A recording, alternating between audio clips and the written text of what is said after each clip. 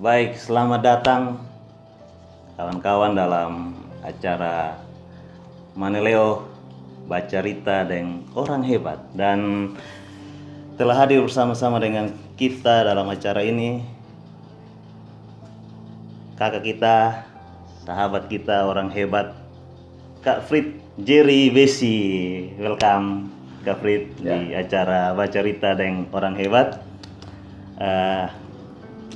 Senang sekali hari ini kita bisa ada sama-sama dalam baca Rita, dan saya percaya bahwa lewat kesaksian, lewat cerita dari Kak Frit bisa menjadi motivasi, inspirasi untuk menjadi hebat bagi sahabat-sahabat Maneleo TV di luar sana yang sedang menyaksikan program ini. Oke, kita langsung saja Kak Frit.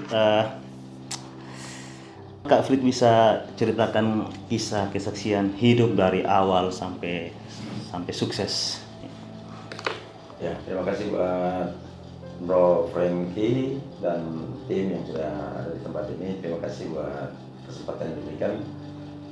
Saya perkenalkan diri saya dulu. Nama saya Fritz Besi. Saya asli orang Rote, tapi bukan Maneleo ya. Jadi saya ada 4 bersaudara saya. Ayah saya seorang PNS dan juga seorang pelayan Tuhan. Dan saya dibesarkan di tengah-tengah keluarga yang puji Tuhan sejak kecil ada lingkungan gereja. Tapi sebenarnya tinggal di lingkungan gereja tidak menjamin kita jadi anak-anak yang cinta Tuhan. Saya melewati itu susah payah. Dan saya bersyukur dari 4 orang anak, saya punya kakak ada 2, satu kakak perempuan saya namanya Eni, ada di Kupang juga. Kakak saya yang nomor 2 yang saya kasih juga itu Ferdi, ada di Kupang sebagai seorang polisi. Adik saya yang Pak Charles Besi, Pastor Charles yang ada di Sitri. Kami 4 tinggal satu rumah dan hidup dalam kekeluargaan yang kebetulan saya terpanggil untuk melayani Tuhan. Saya sejak kecil dari kelas 5 SD saya sudah ada dalam pelayanan. Saya main gitar sejak kelas 5 SD dan sampai hari ini masih melayani Tuhan. Tapi ternyata melayani Tuhan itu karena lingkungan dan cinta Tuhan itu tidak begitu kuat, dan akhirnya pada waktu saya menjadi besar, saya menikah tahun 2000. Saya menikah dengan mantan pacar saya, Ibu Diana, dan sampai hari ini Ibu Diana masih ada bersama-sama saya dan anak-anak. Kami dikaruniai 2 orang anak, pada Elsa dan ada Alfred. Waktu saya masuk dalam perkawinan tahun 2000, ternyata waktu Tuhan memberkati perkawinan saya dan ada pekerjaan, saya mendapat berkat, mendapat rezeki. Ternyata rezeki itu saya lebih mencintai pekerjaan saya daripada mencintai Tuhan. Kalau dulunya saya pelayan, ada di dalam gereja, setiap hari ada di gereja, bangun di gereja, tidur di gereja, dan semua kegiatan hampir lakukan di gereja karena kami tinggal di kompleks gereja. Tapi waktu saya tahun 2003 itu saya cinta Tuhan, tapi waktu tahun 2010-2011 kesibukan saya, pekerjaan yang Tuhan berikan bagi saya itu menjadi kecintaan saya ke sana, dan akhirnya saya mulai meninggalkan Tuhan secara pelan-pelan. Bukan berarti saya tidak percaya Tuhan, tapi waktu saya, hati saya sudah tidak ada di pelayanan. Saya lebih mengasihi mengurusin bisnis dan pekerjaan saya. Dan hanya pada tahun 2010-2008 Tuhan izinkan saya sakit diabetes dan berat badan saya 70 kilo, tinggal 44 kilo, dan itu tinggal hanya kulit dan daging. Saya tidak bisa duduk. Kalau saya duduk saya harus taruh tangan saya di bagian pantat saya baru saya bisa duduk di atas tangan saya. Sekalipun itu saya duduk di spons, saya tidak bisa karena tidak ada daging di dalam tubuh saya lagi. Kulit bungkus tulang. Tinggal kulit bungkus tulang. Dan waktu itu saya berpikir pasti Tuhan akan panggil saya. Saya beberapa kali pengen bunuh diri. Saya pengen terjun dengan mobil di jembatan Liliba itu juga. Beberapa kali saya dengan istri dan anak saya melewati jembatan, saya lagi nyetir, ada istri saya di samping, ada anak saya di belakang di mobil yang saya punya waktu itu. Ada bisikan di pikiran saya, tabrak tronton gitu. di depan PLN situ. Tapi saya lihat ada orang pendatang sepertinya ada keinginan untuk nabrak, tapi saya bersyukur saya ada Roh Kudus di hati saya untuk menahan, tidak boleh. Karena kalau kau bunuh diri, kamu juga tidak menikmati tempat yang Tuhan sediakan. Walaupun waktu itu saya sementara terpuruk, tapi saya bersyukur ada Roh Kudus di hati saya. Kalau saya pulang dari Kupang arah ke Kanekui, saya pengen menyeberang ke kanan dan terjun ke jurang yang ada di jembatan itu. Hampir 1 atau 2 kali. Keinginan itu kuat karena saya dikuasai oleh frustasi, kesedihan, dan tapi saya bersyukur waktu di tengah kesulitan itu masih ada Roh Kudus di dalam diri saya. Saya sempat berpikir, kalau Tuhan izinkan saya harus, kalau saya ikut keinginan saya dan keinginan iblis, saya akan terjun. Tapi bagaimana dengan nasib istri dan anak saya? Saya menjadi pembunuh untuk mereka dan saya pikir saya tidak akan selamat. Artinya kalau saya di dunia walaupun saya susah, tapi saya tidak mau nanti di akhirat atau di sorga yang Tuhan sediakan, saya tidak mendapat kesempatan untuk ada di sana, saya tidak mau. Saya jadi takut, kalau toh di sini susah itu sementara, kalau toh ada kelebihan pun itu sementara, tidak ada yang bisa kita pertahankan dalam kehidupan ini. Jadi saya memutuskan untuk tidak bunuh diri. Itu saya melewati susah berkepanjangan 2-3 tahun saya tidak punya pekerjaan. Saya jual rumah, saya jual mobil, saya jual semua yang saya punya, termasuk pakaian pun saya pernah jual. Ada 2 atau 3 karung saya lupa, itu saya bawa ke bandar RB Rombengan. Ya, saya jual. Itu merupakan kesedihan saya waktu itu. Cincin kawin saya pun saya sudah jual, dan sampai saya tidak punya lagi. Artinya betapa sulitnya kehidupan itu. Waktu saya mengasihi dan mencintai Tuhan, tapi di waktu hati saya balikan kepada pekerjaan dan bisnis saya, Tuhan menutup semua keran bisnis saya, dan setiap hari saya tidak pernah punya uang. Saya beli beras itu hanya 1 kilo, beli telur 1 permisal, hanya itu yang saya beli. Itu bertahun-tahun, 1-2 tahun saya lewati masalah itu. Dulunya saya bisnis 1 hari saya bisa punya duit 1 juta, 2 juta, 5 juta saya bisa punya 1 hari. Setiap bulan saya punya uang bisa ratusan juta, tapi di saat dimana saya tidak mengandalkan Tuhan, keran-keran bisnis saya itu ditutup dan seperti air yang tidak menetes. Itu saya mengalami keadaan yang terpuruk. Tuhan izinkan. Jadi sebenarnya saya berpikir bahwa kalau kita hidup baik, kita mencintai Tuhan, waktu kita memulai bisnis, sebenarnya Tuhan hanya mau mencoba kita. Kalau berkat itu Tuhan kasih, kira-kira hati kita mau kepada berkat atau kepada Tuhan yang memberi berkat. Dan saya gagal waktu itu, saya merasa saya gagal. Karena hari Minggu pun kadang saya ada di tempat misi saya tidak di gereja. Padahal dulunya saya melayani Tuhan, Pak Freddy. Dan sebenarnya Tuhan hanya mau tes, kalau kasih rezeki, kira-kira dia suka ini berkat atau dia suka yang memberi berkat. Dan ternyata waktu saya gagal, saya suka berkatnya. Berkat lebih dari suka Tuhan. Dan itu menjadi awal kegagalan saya. Kira-kira begitu, bro.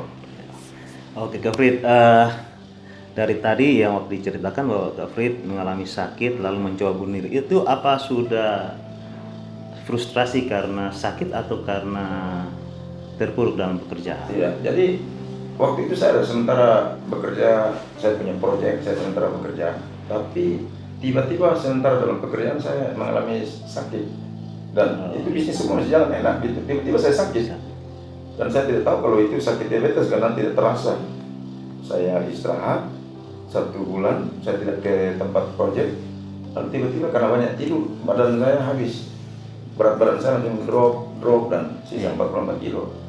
Dan itu awal memulainya penderitaan saya.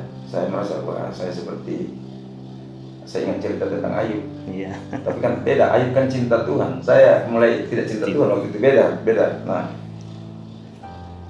saya berpikir begini, Tuhan kalau saya seperti ini, bagaimana menghidupi istri dan anak saya? Waktu itu saya berpikir. Tapi saya ngerti dalam pikiran saya, Tuhan kasih saya mengerti bahwa orang lain juga anaknya masih dalam kandungan, ayahnya meninggal, atau anaknya bisa jadi orang hebat, ya kan?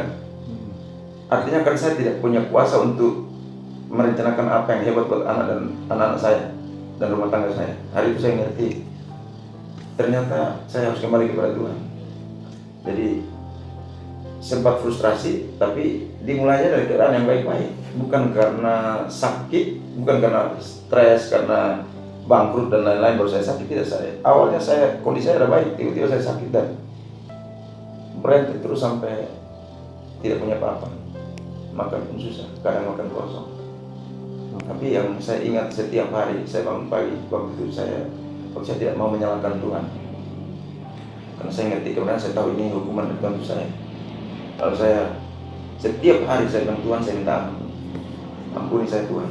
Saya selalu seperti ini sikap hidup saya setiap pagi. Tuhan, berikan saya satu kesempatan lagi. Tuhan, berikan saya satu kali lagi kesempatan. Saya mau gunakan kesempatan ini baik-baik untuk memuliakan Tuhan.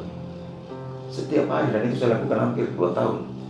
Saya ada di toilet, di sebelah ini ada toilet. Setiap hari saya ada di toilet, setiap pagi itu saya selalu, Tuhan, satu kali lagi ya. Nangis-nangis ya Pak Freddy. Itu saya lewati itu, dan bukan waktu saya menyerah besoknya keadaan saya berubah, tidak. Itu waktunya panjang, hampir 2-3 tahun saya dalam kesedihan dan keterpurukan. Tapi saya percaya satu waktu Tuhan akan ubahkan bisnis saya, Tuhan akan ubahkan keluarga saya. Beberapa kali saya bilang istri saya, Ma, pasti Mama tidak akan bisa tahan melewati penderitaan ini, boleh tinggalkan saya. Padahal kondisi kami baik. Tapi istri saya bersyukur saya punya istri yang Tuhan kasih, yang mendampingi saya, istri yang hebat. Ya. Dia bilang sama saya begini, Pak Franky, saya tidak akan meninggalkan kamu sekalipun sulit, sekalipun tidak ada makan, sekalipun tidak ada uang. Istri saya punya cincin kawin pun saya sudah jual. Semua perhiasan emas yang dia selalu nabung beli, itu pun saya ambil dan saya habisin. Karena gagal dalam bisnisnya, tidak punya duit. Anak-anak saya tidak pernah bayar uang sekolah hampir 7 bulan di SD Kristen Hosana. Itu tahun, saya lupa sih, tahun 2011, 2012. 7 bulan tidak bisa bayar, diusir dari sekolah 2 orang. Karena untuk bayar 700.000 setiap bulan saya tidak punya duit. Saya jual mobil saya dan saya jalan kaki lagi, naik motor bekas lagi. Bayangkan Pak Franky, saya kuliah saya sudah punya mobil. Setelah saya punya keluarga, saya punya bisnis, saya jalan kaki lagi, naik motor lagi.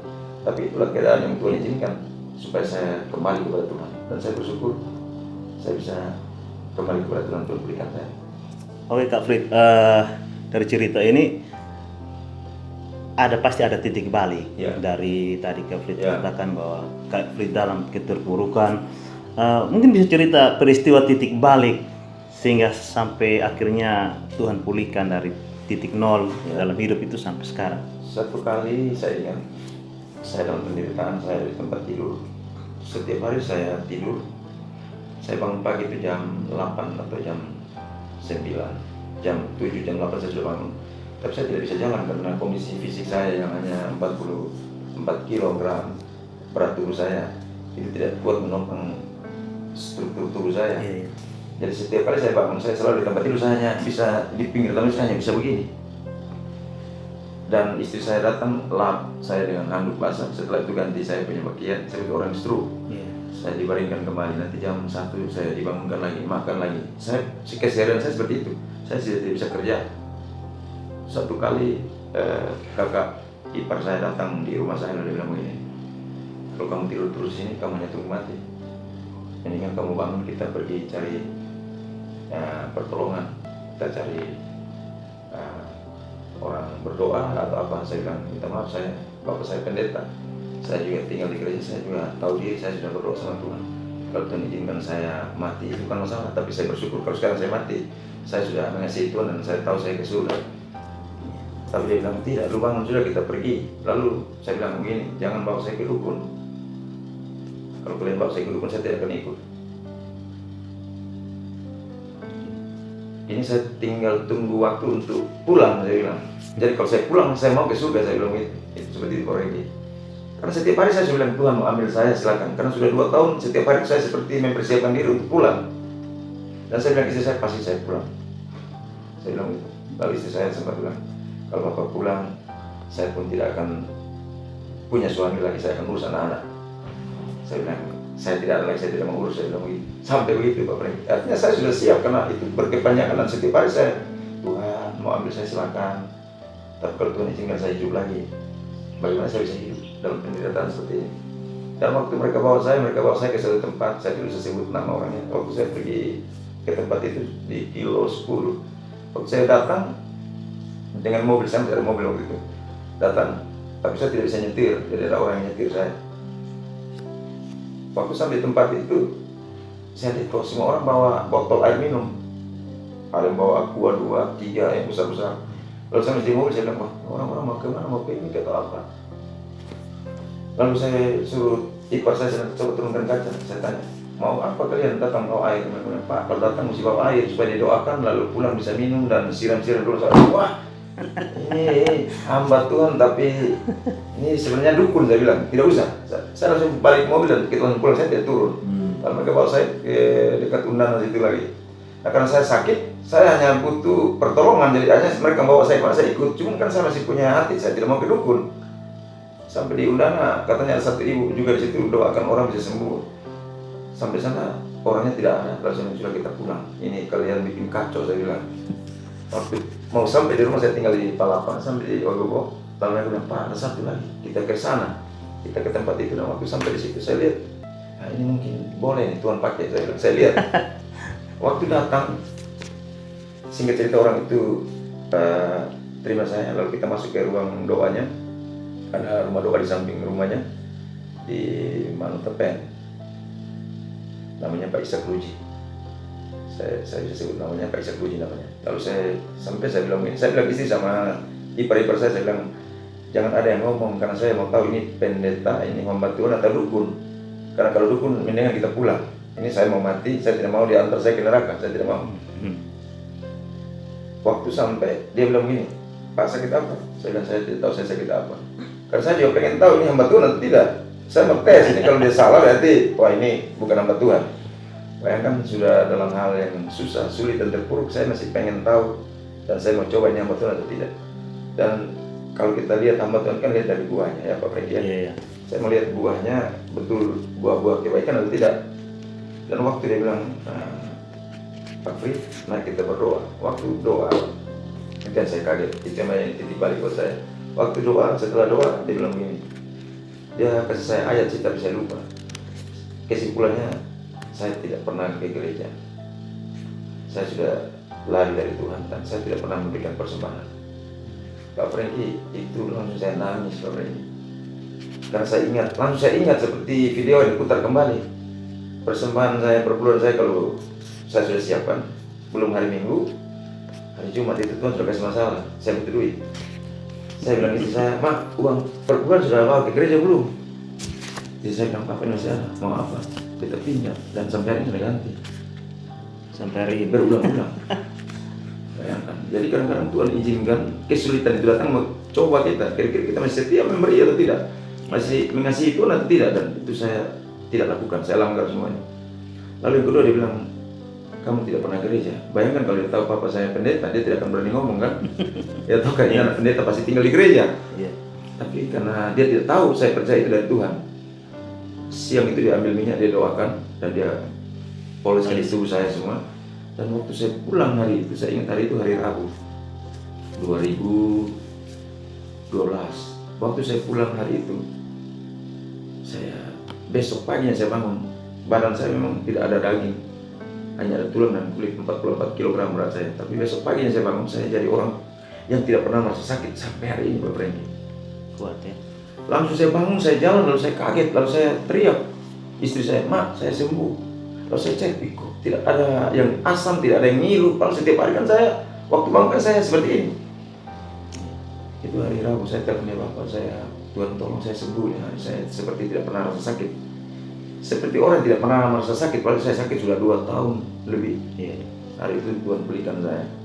Besoknya hari Kamis, lalu 3 hari kemudian hari Jumat, itu Jumat Agung, saya ingat Jumat Agung tahun 2012.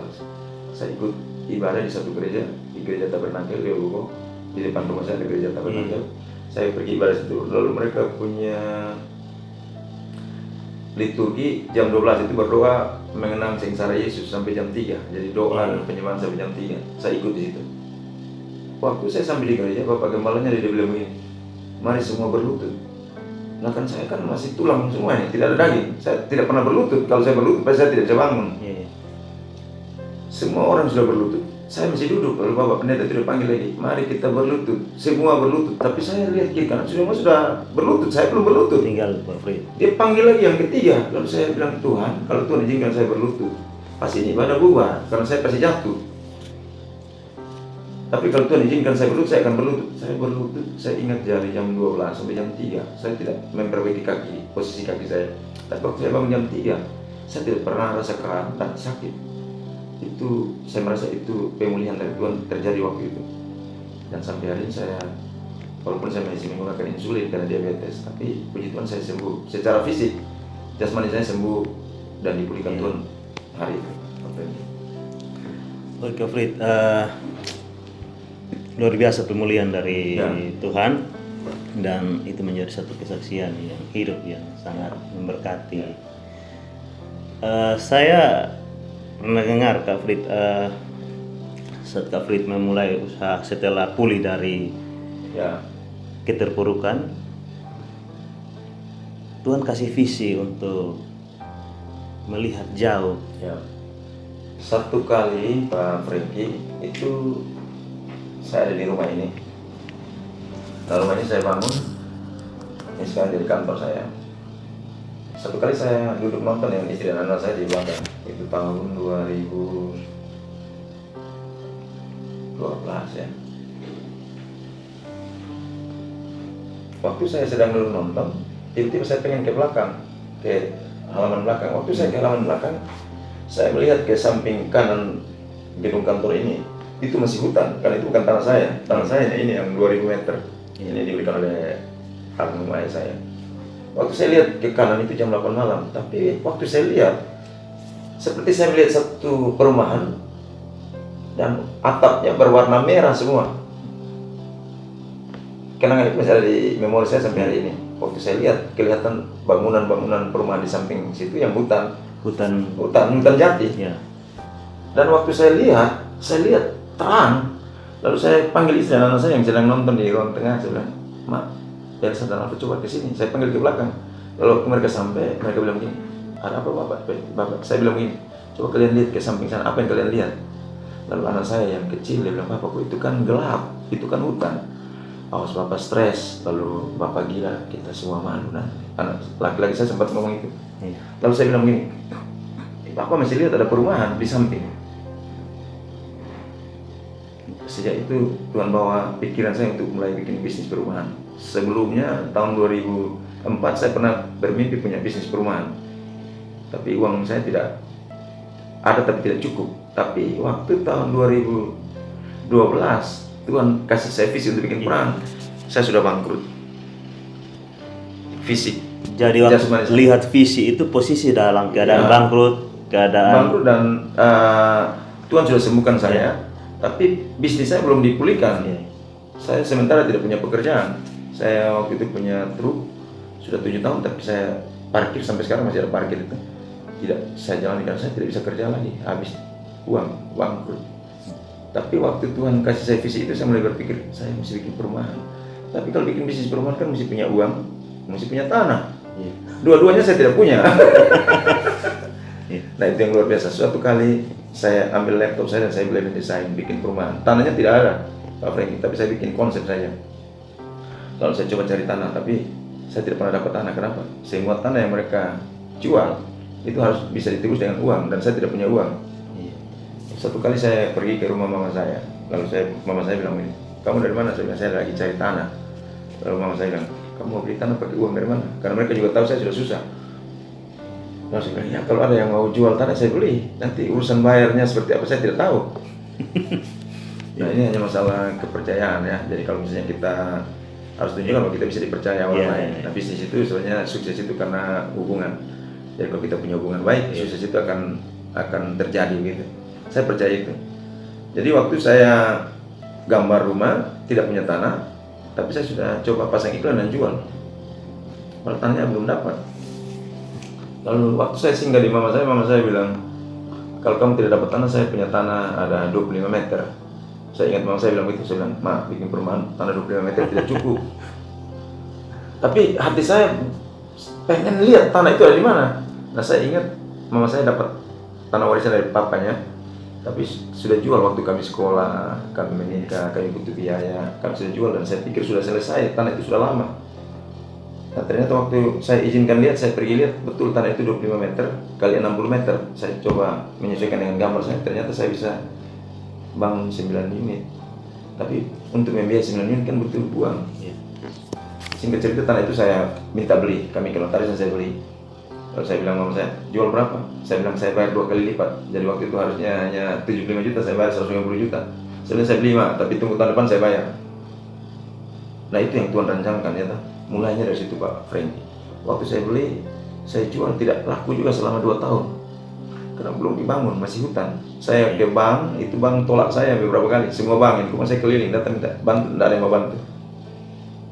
Tapi yang hebatnya, Tuhan rancangan itu panjang supaya saya lihat mujizat Tuhan. Waktu 2 tahun saya jual, tiba-tiba satu orang dari Rote, dia telepon saya, Pak saya mau beli rumah. Iklan yang saya pasang tanya iklan baris. Bayangkan perumahannya punya iklan baris dua baris. Di koran. Perumahan Gila Lontar hubungi Fitbase, itu saja. Tanahnya tidak ada, uangnya tidak ada gitu. Tapi itu yang Tuhan buat. Waktu dia telepon saya bilang lokasinya di sini, dia bilang istri saya mau lihat. Singkat cerita mereka datang lihat, lalu mereka bilang begini, itu saya ingat tanggal 22 Desember tahun 2012, 2 hari lagi Natal. Saya sudah melewati 3 Natal, saya tidak punya uang, saya tidak punya makanan. Itu Tuhan sudah ajar saya sudah 3 tahun. Tapi waktu hari itu saya pikir pasti saya dapat dana, ini mau Natal ini besok.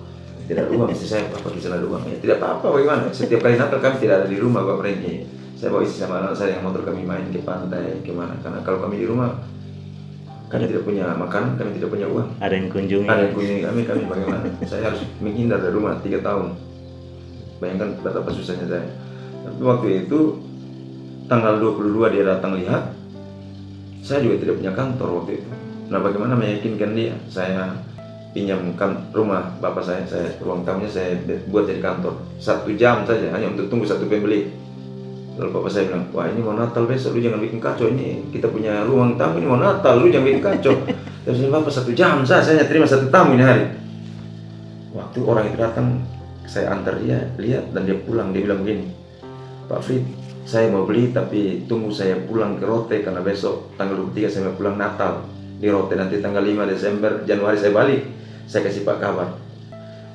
Waktu dia pulang, saya pulang ke rumah ini, saya pulang, lalu istri saya harap-harap saya dapat uang muka ya, 1,5 juta ke 500 ribu, yang penting ada duit, ini mau Natal. Kebiasaan kita Natal kan bisa ada kue, ada baju kan, itu kebiasaan lama kita yang salah ya, tapi saya juga waktu itu ikut gitu. Saya bilang istri saya begini, hari ini Tuhan tidak tolong kita, tahun ini Tuhan tidak tolong kita, tapi saya yakin tahun besok Tuhan tolong kita. Saya bilang gitu. Jadi istri kasih motivasi ya. Ya. Dan waktu saya pulang, saya tanya, Pak orang jadi beli? Saya bilang, orang tidak jadi beli, tapi saya yakin tahun depan Tuhan siapkan pembeli yang lain. Kami Natal 2 hari itu Natal tanpa kue dan tanpa baju baru. Itu kebiasaannya. Tidak harus, tapi itu kebiasaannya. Saya juga ikut. Pak Franky, singkat cerita, tanggal 23 besoknya itu seperti Roh Kudus ini buat saya tidak tenang. Tanggal 23, setelah tanggal 22 orang itu datang, besoknya tanggal 23 saya rasa tidak tenang dan ada sesuatu yang salah. Karena selama 2 tahun saya bikin brosur, saya tulis di atas itu didukung oleh Bank BTN, padahal saya sendiri tidak punya rekening di Bank BTN. Brosurnya saya masih sampai hari ini masih ada, didukung Bank BTN, padahal Bank BTN sendiri usir saya dari bank. Saya ajukan permohonan KPR kredit, di depan kami tidak bisa biayai tanah kosong, Pak harus bangun dulu baru kami biayai. Tapi itu yang hebat, itu yang Tuhan rancangkan. Jadi waktu tanggal 23 nya saya harus bikin rekening bank BTN, karena orang itu sudah bawa brosur saya ada tulis didukung Bank BTN. Bagaimana kalau dia telepon saya, Pak Frit tolong kasih rekening Bank BTN, sementara saya tidak punya rekening. Pasti dibilang, Pak Frit ini putar balik, ya kan? Paginya tanggal 23 saya ke papa saya bilang, Bapak saya pinjam uang 500 ribu ya, saya tidak pernah pinjam ini, saya pinjam uang. Pas udah mau bikin apa? Saya mau buka rekening, nanti saya ganti. Saya bawa ke 500 ribu, saya buka rekening Bank BTN tanggal 23. Besoknya kan Natal, bank sudah tutup sampai tanggal 5. Itu yang hebat. Jadi waktu saya bikin habis rekening, saya ambil uangnya, saya kembalikan 450 ribu, saya kembalikan ke papa saya hutang 50 ribu. Sampai hari ini saya tidak bayar. Karena saya tidak pernah bawa uang, saya ingin ganti yang 50 ribu. Itu yang. Tapi tanggal 5 Januari, pagi-pagi orang itu telepon saya, betul.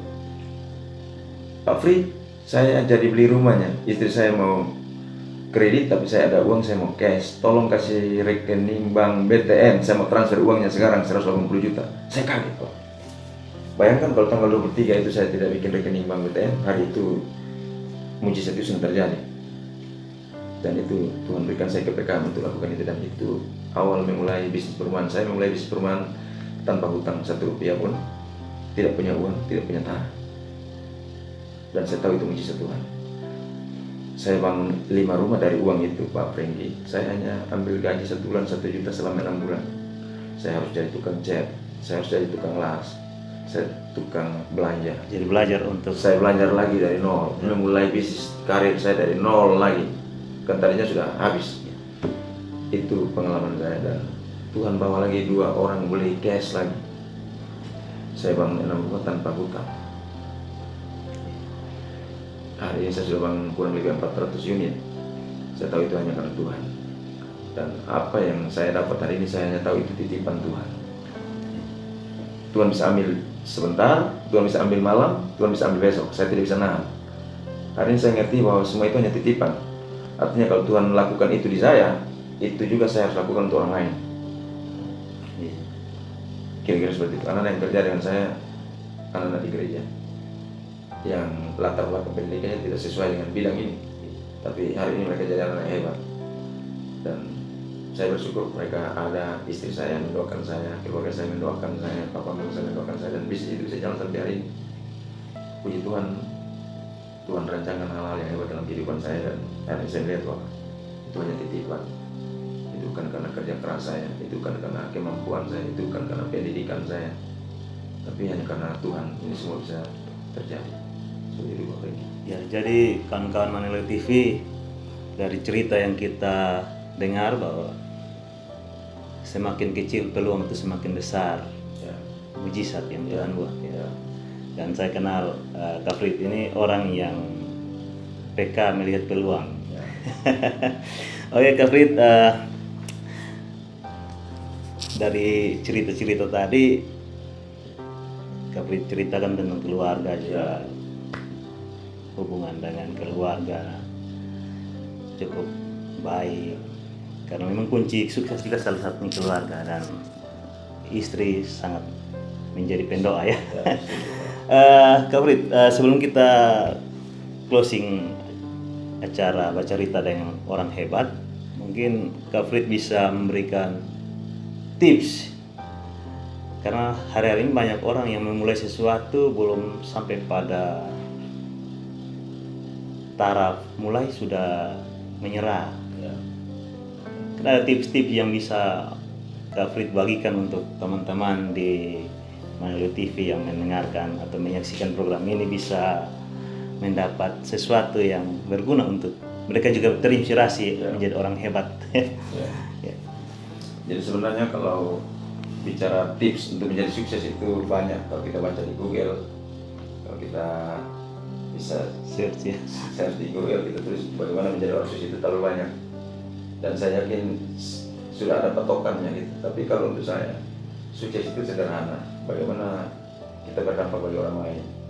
Artinya waktu Tuhan izinkan kita memperoleh sesuatu. Banyak orang berpikir bahwa sukses itu uang yang banyak. Sukses itu bisa mengumpulkan banyak materi, harta, dan lain-lain. Menurut saya sukses bukan itu hanya pelengkap. Sukses itu bagaimana kita bisa memuliakan Tuhan lewat apa yang kita lakukan. Karena waktu saya susah 2 tahun, walaupun makan saya hanya nasi putih, tapi saya bahagia. Ketimbang sebelumnya waktu saya punya banyak makanan, saya tidak bahagia, saya tidak menghargai anak-anak saya tidak menghargai istri saya.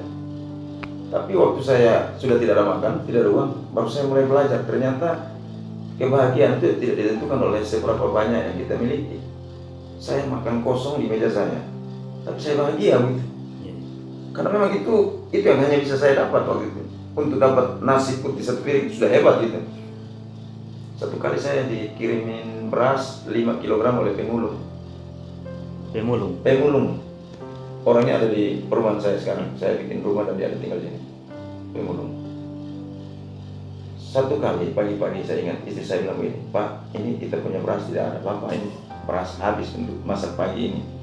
Dan waktu itu saya tidak ada punya pekerjaan, saya masih ada 1 kios di Oyobo. Saya kontrak kios itu 11 tahun, sejak tahun 2009 kemarin sampai 2020 baru selesai kemarin, 11 tahun. kios itu setiap hari bisa menghasilkan uang 1 juta rupiah. Tapi waktu Tuhan mau bentuk saya, itu satu hari hanya ada 5.000 atau 10.000. Saya pernah satu kali, satu sore, saya dengan istri saya jaga kios itu karena tidak bisa bayar karyawan lagi, karena susah. Lalu saya dengan istri saya jaga, jam 8 jaga sampai jam 5 harus tutup dan pulang. Saya tidak mau jaga sampai malam. Saya tidak mau nunggu, ada uang tidak ada uang saya pulang. Dan satu kali saya ingat, waktu sore saya dengan istri saya mau pulang, saya cabut loker uang itu, hanya ada uang 10.000, 5.000 2 helai. Dan saya ambil, saya nangis waktu itu.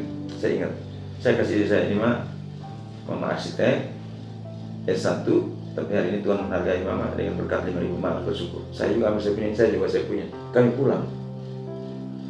Artinya sukses itu bukan harus punya banyak uang, karena saya pernah melewati susah, tapi saya bahagia. Saya ingat dulu waktu saya punya banyak uang, saya tidak bahagia. Kenapa? Saya pikir saya paling hebat di rumah. Saya pikir saya mesin uang yang harus dibanggakan. Saya pikir saya adalah mesin pencetak uang yang kalau tidak dihargai saya bisa marah. Dan itu saya sering lakukan buat istri dan anak saya. Tapi saya bersyukur waktu Tuhan izinkan saya dalam persoalan dan masalah yang panjang, baru saya mulai belajar mengasihi anak-anak saya. Karena saya punya waktu banyak di rumah. Saya mulai belajar menghargai dan mengasihi istri saya. Dulu waktu saya punya banyak uang, saya tidak bisa menghargai anak-anak saya. Saya tidak bisa menghargai istri saya. Tapi waktu Tuhan bentuk saya, turun ke bawah dan saya harus mulai dari bawah. Saya mulai belajar mengasihi istri dan anak saya. Satu malam saya ingat, saya sekarat dan saya pikir saya mati itu hari. Tengah malam, itu saya masih di Oibowo di rumah kontrakan. Saya kontrak rumah 9 tahun, baru saya punya rumah. Jadi sejak nikah saya keluar merantau dan 9 tahun saya ada di kontrakan. Satu malam di satu rumah kontrakan di Oibowo, di Jalan Lalemendi, di depan kantor Jasa Raharja. Saya sekarat dan saya pikir saya mati. Lalu saya bangunkan istri saya bilang, Mak, tolong bangun, doakan saya. Karena kalau Tuhan ambil saya malam, saya mau saya ke surga. Waktu dia doakan saya, karena saya sudah frustrasi, saya sudah sedih, saya macam-macam yang ada dengan saya karena tidak ada duit, bangkrut. Waktu dia doakan, suara Tuhan datang kepada istri saya, itu 2 kali hal yang sama. Suara Tuhan itu bilang begini, Fritz, istri saya bilang begini, Fritz, Tuhan mau kamu harus sungguh-sungguh percaya Tuhan. Kalau kamu sungguh-sungguh percaya Tuhan dan kembali kepada Tuhan, usaha kamu Tuhan akan kembalikan lebih dari yang pernah kamu buat. Tubuh kamu Tuhan akan tumbuhkan daging-dagingnya seperti yang dulu Tuhan pernah buat. Keluarga kamu akan Tuhan pulihkan seperti yang tidak pernah sebelumnya kamu alami. Waktu kita dengar itu, Pak, tidak ada uang, tidak ada pekerjaan, beta sangat percaya. Satu kali doa itu datang, yang kedua kali, lalu beta harus percaya bahwa itu yang dari Tuhan. Lalu beta percaya. Beta badan yang dulunya berapa kilo, ya kan? Sekarang jadi 67 ini. Harusnya beta sudah tidak ada, beta cerita sudah hilang. Tapi hari ini Tuhan masih izinkan beta ada. Artinya sukses yang beta mau bilang itu, sukses itu kalau orang bilang, apa itu sukses? Sukses itu bukan harus punya materi, karena beta pernah melewati dalam kesendirian dan kesusahan itu, beta masih bahagia. Itu sukses menurut beta. Jadi sukses itu hanya kalau Tuhan izinkan kita mengalami kelimpahan, apakah itu kesehatan, apakah itu materi, itu hanya fasilitas yang Tuhan izinkan kita kelola supaya orang lain juga bisa menikmatinya. Jadi sukses bukan mengumpulkan harta. Beta ngalamin, beta susah, tapi beta bahagia. Beta pernah bahagia dengan makan kosong. Beta masih ingat yang tadi beta bilang, waktu beta bisa bilang misalnya ada beras, lalu beta bilang, Mak, Tuhan pasti sediakan bagi kita sebentar. Waktu siang beta pulang antar beta anak sekolah, pulang sekolah jam 2 siang. Waktu beta mau buka pintu ini, ada penguling ikut beta dari belakang. Lalu dia bawa kantong hitam. Lalu dia datang menghampiri beta sebelum beta buka pintu itu. Pak, beta ada bawa beras untuk Alfred, kan anak saya yang kedua namanya Alfred, anak laki-laki saya. Lalu saya bilang, itu apa? Beras, dapat dari mana? Kita dapat bagi beras Raskin. Pak bisa bayangkan ini pemulung, hidupnya juga susah sama seperti saya. Malah saya lebih susah, karena dia ada beras, saya itu saya lihat ada 4 bongkahan yang 55 kilo, berarti dia ada 20 kilo. Saya tidak ada beras. Lalu saya bilang begini, jangan itu bawa saja untuk mama punya anak, karena mama punya anak lebih berhak menikmati itu beras. Tapi Roh Kudus bicara di hati saya, lu mengambil beras itu atau mau mati. Dan saya tidak ada beras lagi. Saya ngambil tapi suara saya tidak keluar, saya nangis gitu. Saya sembunyikan kesedihan saya di depan istri pemulung itu. Dan saya ambil beras, saya bawa ke dalam. Lalu sore waktu istri saya pulang jam 5 dari kios yang saya punya, saya bilang, istri saya beli beras 2 kilo, supermi 1 dan telur 1. Lalu istri saya bilang, ini ada beras, siapa yang kasih? Ada pemulung, tidak, bawa kembali. Tuhan sudah kasih kita ini mereka punya, mau pulang, kita bawa pulang.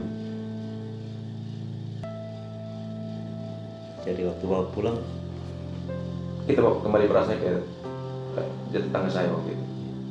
Saya kembalikan. Artinya Tuhan tidak pernah terlambat menolong kita. Artinya kalau kita percaya Tuhan. Jadi kalau minta tips dari saya, sebenarnya sukses itu harus bisa percaya bahwa Tuhan pasti menyediakan jalan bagi kita. Kalau kita hari ini kita tidak bisa melakukan sesuatu, kita belajar percaya, tapi kita juga harus kerja.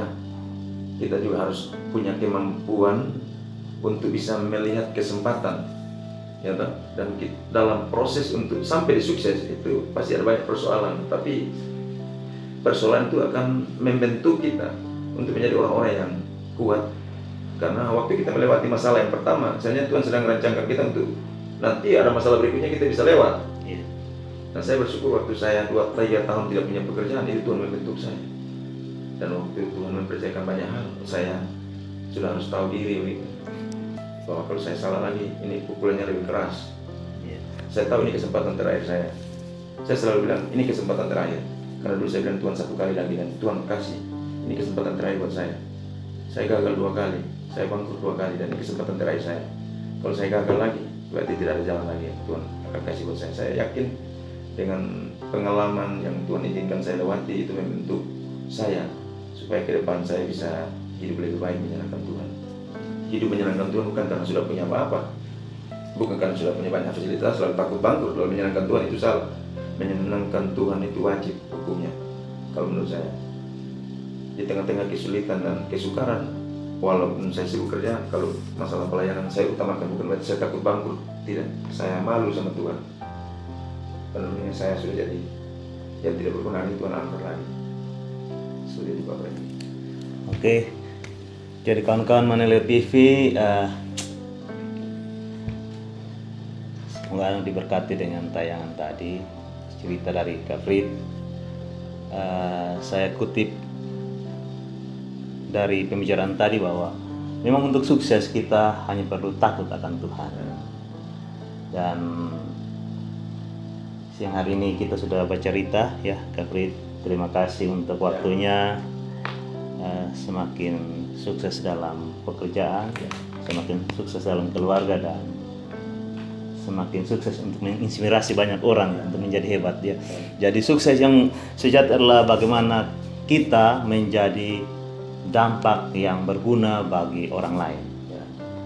Bersama saya Frankie Lese, Kak Frit Besi, dan di belakang kamera ada Bung Ronald. Sampai ketemu pada program Baca Cerita dengan Orang Hebat berikutnya. God bless.